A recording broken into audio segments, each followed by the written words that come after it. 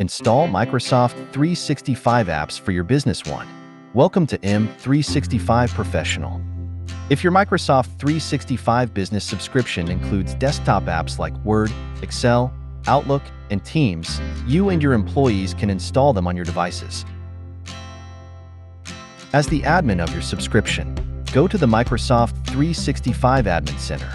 Select Install or Share the latest Microsoft 365 apps. Then install Microsoft 365. If you're not an admin, sign in to Microsoft365.com. Select Install Apps. Then Premium Microsoft 365 apps. Open the downloaded file to start the installation process. Once installation is complete, close the window. Then open your Start menu to view the apps that have been installed.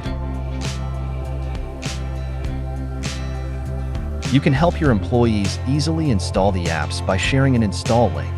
Back in the Admin Center, select Install or Share the latest Microsoft 365 apps. Then share installation link. Choose one or more employees that you want to share the link with. Select Next. Add a message if you like. Then send email. Your employees will receive an email with a link that'll let them install Microsoft 365 apps.